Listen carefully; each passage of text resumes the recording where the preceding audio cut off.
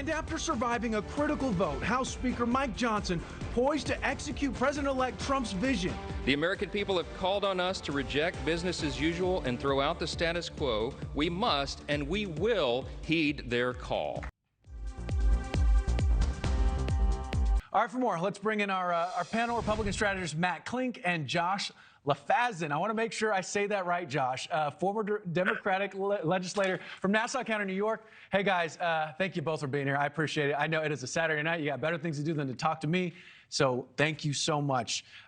First off, I wanted to first get both of your takes on yesterday's speakership vote. For me, I was kind of watching with bated breath. Is this going to be a repeat? What stood out to you guys? Matt, let's start with you.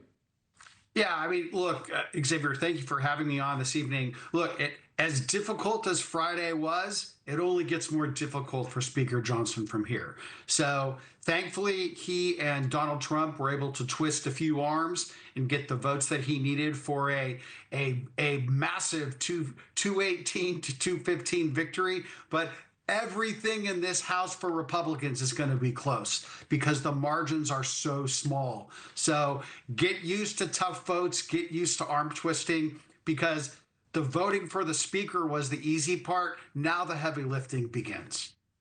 Josh?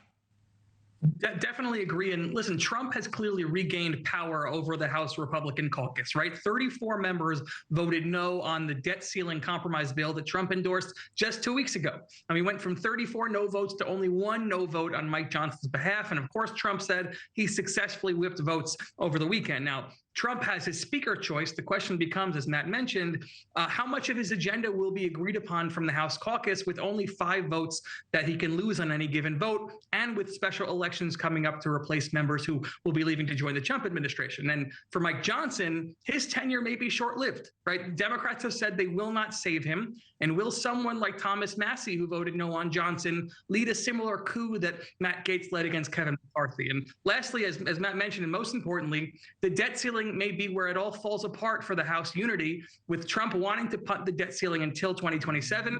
But instead, Trump and the House majority will have to pass a debt ceiling bill in March. So it might just be a couple months of honeymoon for Mike Johnson and Donald Trump. That is a short honeymoon. All right, Matt, what does it say about the tensions in the Republican Party? I mean, that a few members initially did not voice a vote, and then President-elect, Trump even needed to get involved to get Johnson the speakership again. He picks up the phone, he makes a phone call. I mean, what does that say? Well, look, getting unanimity among individual members of Congress is never an easy task. The master of that was former Speaker, or now Speaker Emerita, Nancy Pelosi. She held together a very closely divided caucus. But look, Republicans tend to not be herd animals. You have a couple, I mean, contrary to what Matt Gaetz did, Matt Gaetz' reason was not ideological for when he deposed Kevin McCarthy. You have some Republican members, though, that philosophically refuse to vote to increase the debt ceiling. They say that cuts should be made to fit underneath the caps. At least you know where they stand. With Matt Gaetz, who is now gone, by the way, just did it because he had personal animus. So at this point, I think that the Republicans do face some tough votes, but their presence that this is the Trump conservative agenda is what the people voted for will sway a lot of members. But again, there's going to be a constant arm twisting or favor granting, because that's what happens in the House of Representatives. What do they say? Never a dull moment. All right, so Josh, hold on one second. This is coming to you. But during his speech, Speaker Johnson laid out, some of his goals for Congress. Take a listen. I'll get your response on the other side. We're going to drastically cut back the size and scope of government. We're going to return the power back to the people. And in coordination with President Trump and his administration, we are going to create a leaner, faster, and more efficient federal workforce. We need to do that. All right, so given the slim majority of the GOP, which will only shrink when some of the members join the administration, what's realistic time frame here for his goals? And I'm going to need a quick answer, guys. Sure. Typically, a president comes in and they have 100 days. That might be what we're dealing with, considering the debt ceiling's coming up at the end of March. So I'm somebody who believes that DOGE with Elon Musk and Vivek Ramaswamy is a very important thing to look at making government more efficient.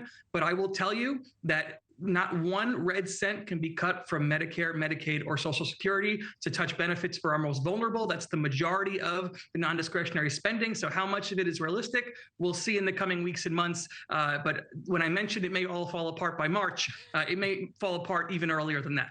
Hey, I got married recently. I got my honeymoon still to plan. The honeymoon phase, we'll see how long it lasts. Matt, Josh, thank you guys both so much on a Saturday night. Thank you. Happy New Year, Xavier.